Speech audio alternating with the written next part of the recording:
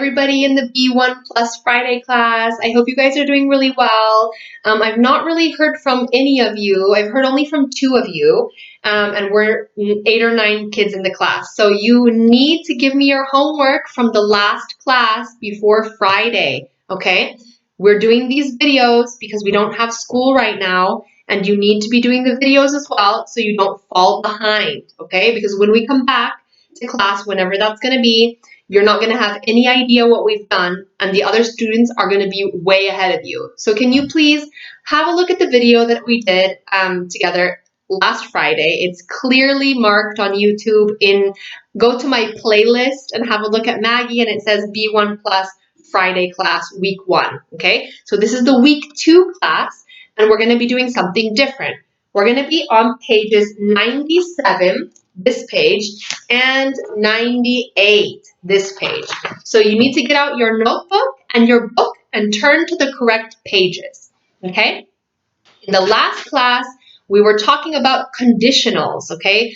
0 conditional, first conditional, second conditional, and third conditional. Today, we are going to practice the second conditional.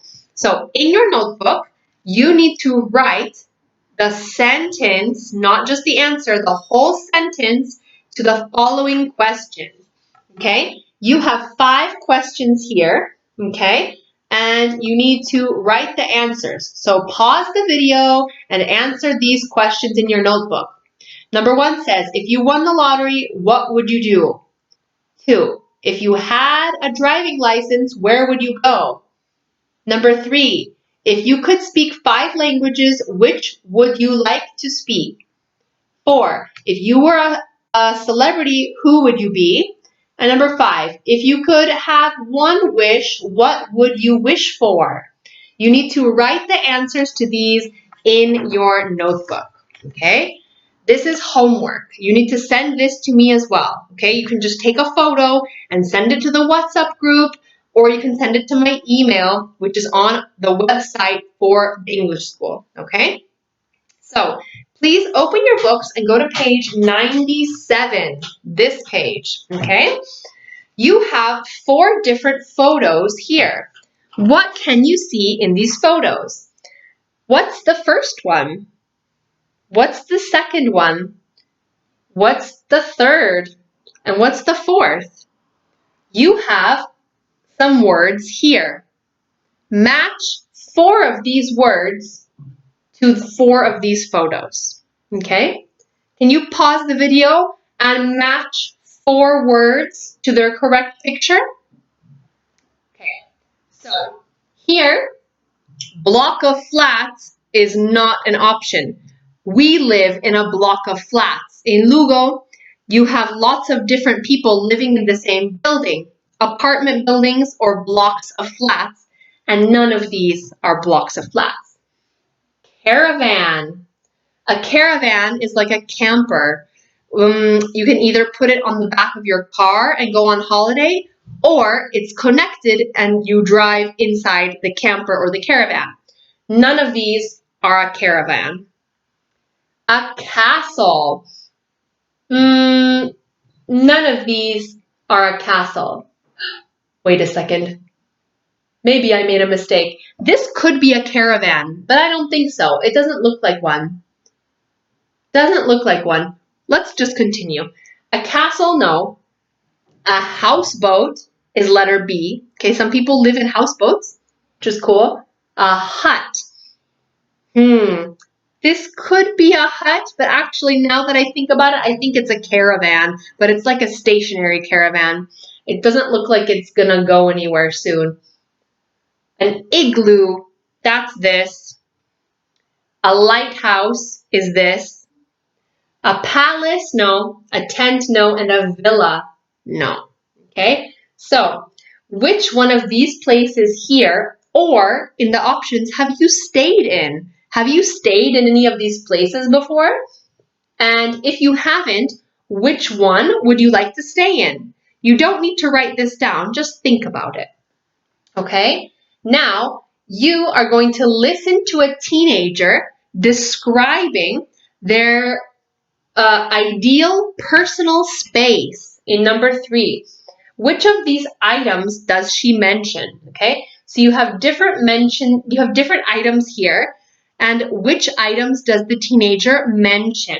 Okay, you need to tick them when you hear them. If you don't know the name or the meaning of one of these words, look in the dictionary now.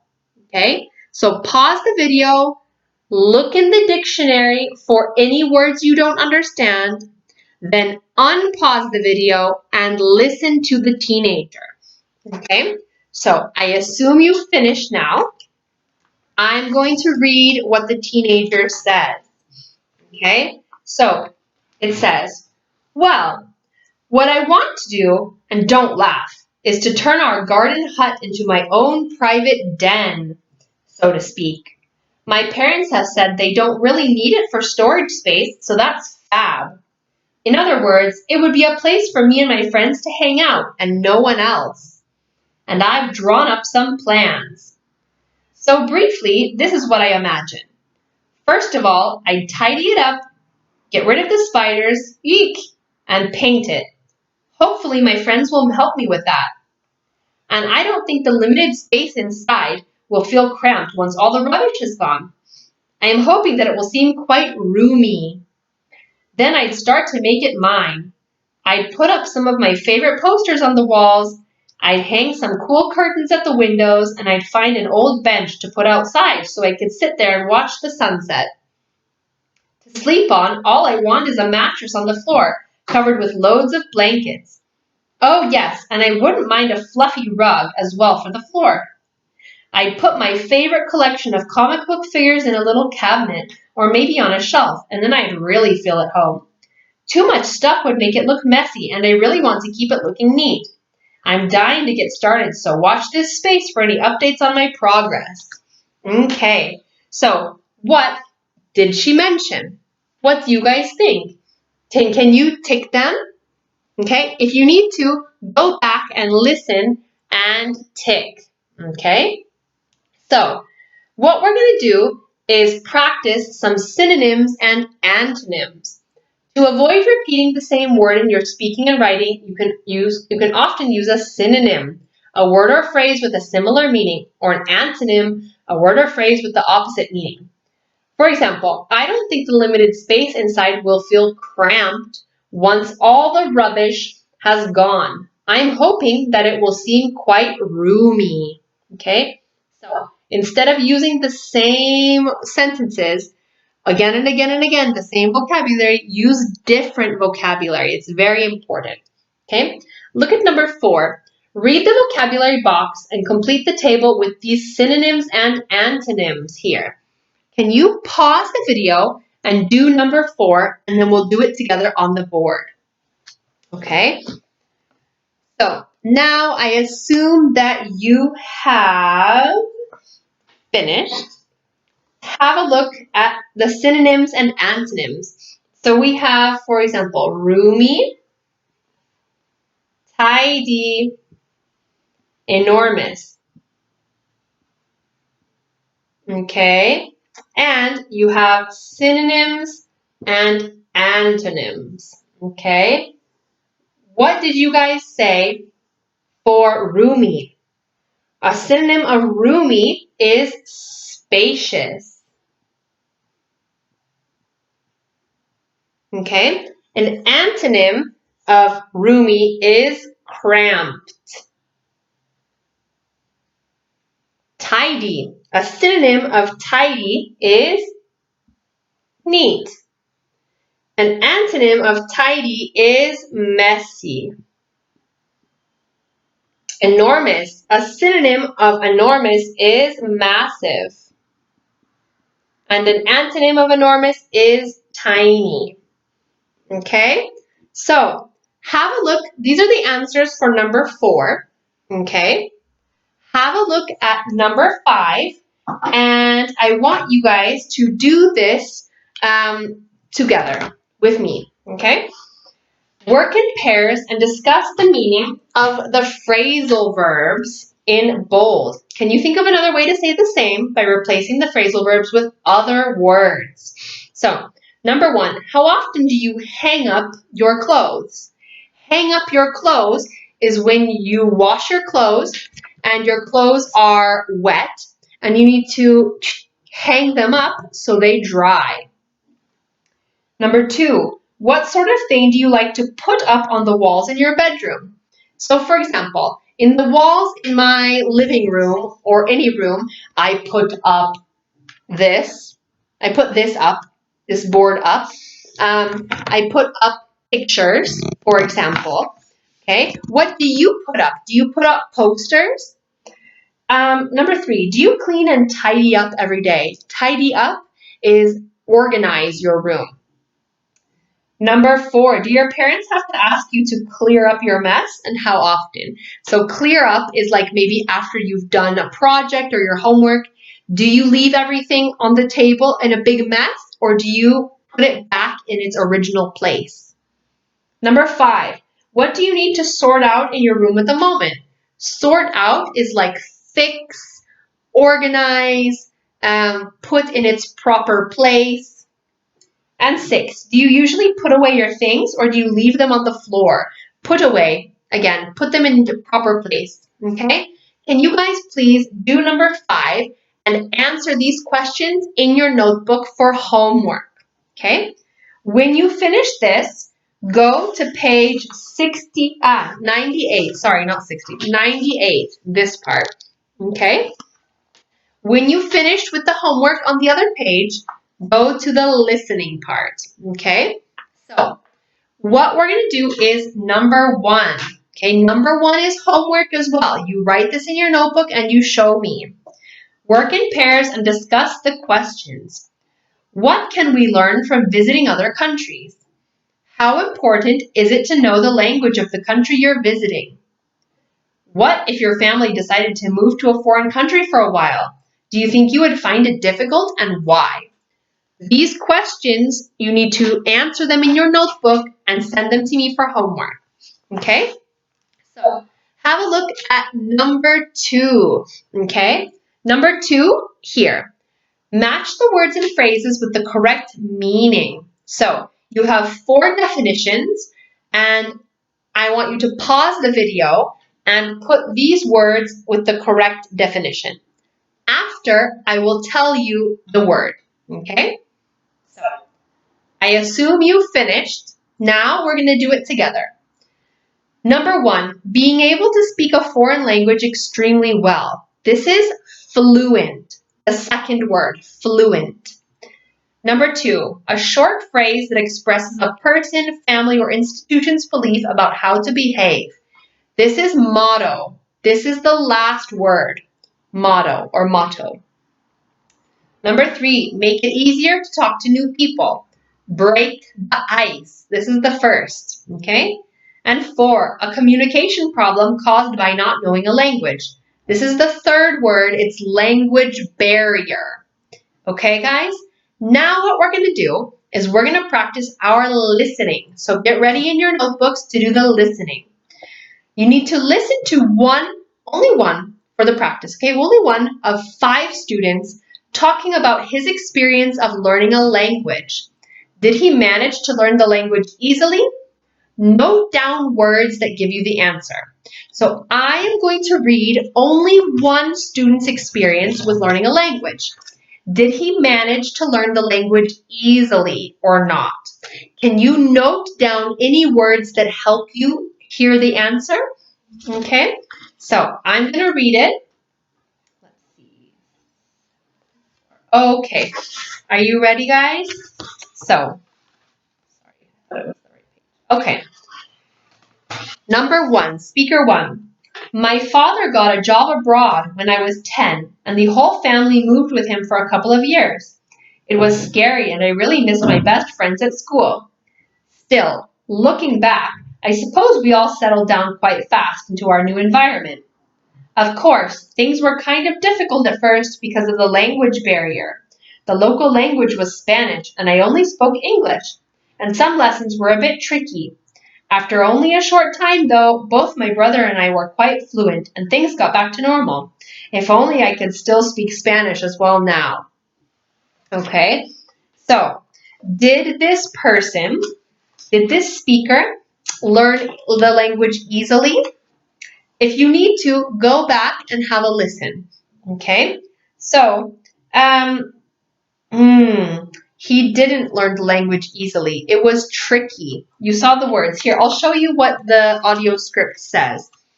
Look here in the speaker 1. Do you see? Right here. Here. You can pause the video and read the transcript. Okay?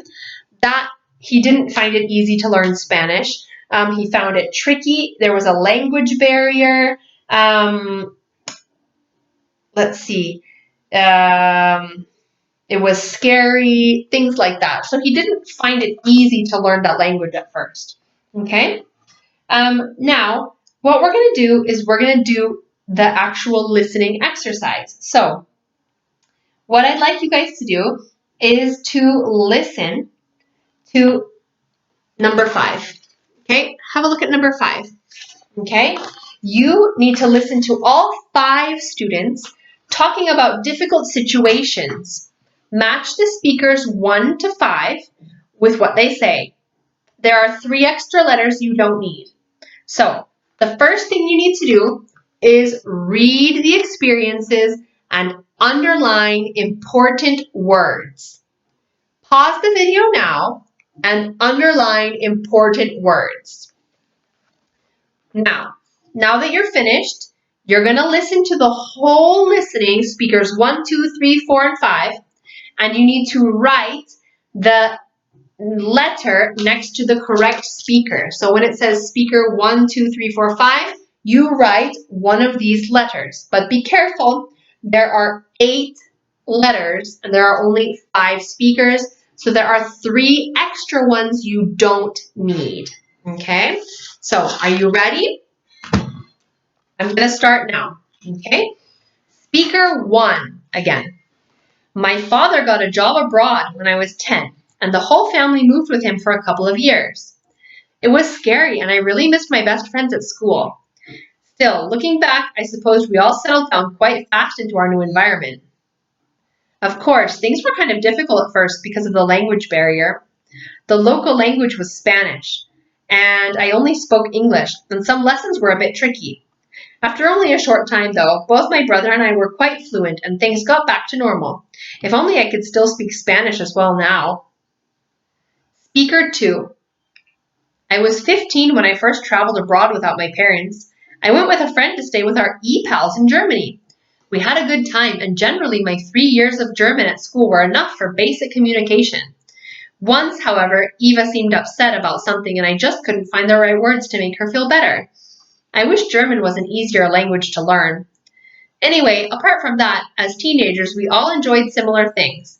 You know, everyone says that people are different in other countries, but I don't think they're right. Number 3, speaker 3. I went to France with my parents and my 2 younger cousins once. I thought it was going to be a bit of a pain, you know, being with the cousins all the time. However, the owner of the hotel where we were staying had teenage children, so I spent time with them. I'd studied French at school, but these teens used quite a lot of words that I hadn't learned. So you know the sort of language teenagers speak. If only they would use normal French, I thought often to myself. But funnily enough, I ended up teaching my friends back at home what I had learned, and they thought it was great. Speaker 4. Last year, we moved house and went to live in a different town. It was horrible. I missed my old friends at first, and my parents were getting worried. But then I started going to modern Greek classes on Saturdays because we have some relatives in Greece. I used to take my dog along too, and he'd sit quietly and listen. The other people in the class loved him, and that kind of broke the ice. Then we all started talking about how to look after pets in Greek. I still wish sometimes that I hadn't moved, but things are getting better. Speaker 5. I spent 2 weeks away from home last summer at a sports and language summer camp. Every morning during the class, we were only allowed to speak the language we were learning, Italian in my case. I said lots of wrong things, but my motto is that if you want to learn something properly, you just have to stick with it and take a few risks. I'd rather do that than not open my mouth at all, as some students did. Anyway, after 2 weeks, I'd improved a lot. My tennis skills had got better too. I wish I was going back there next summer. Okay, so the listening is finished. You need to go back and do the listening again. You listen 2 times and then complete the answers. Okay? Can you please send me answers in number 5 for homework? Okay? You need to do this part for homework. Okay, guys, that's all that we're going to do in the book. Okay? So, as I said, the homework, go back in the video and look at the parts where I said homework. That's what you need to send to my email.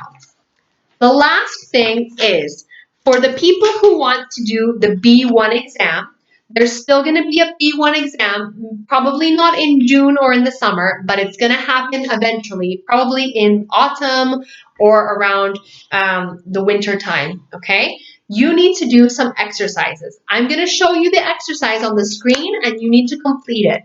So, let's see. It's in a different book. So this is why you need to only look at what I show you. All right. You guys need to do this exercise here. Okay. Can you see this? There we go. This exercise you need to do if you're going to do the B1 exam. And you need to do this exercise as well. This one here. Okay. You just put any words that you think go in the spaces. Okay, perfect. So, in addition to the homework from the class today, you need to do the 2 B1 exercises if you're going to do the B1 exam. Okay, guys, thanks so much. Have a good weekend and see you next Friday. Bye.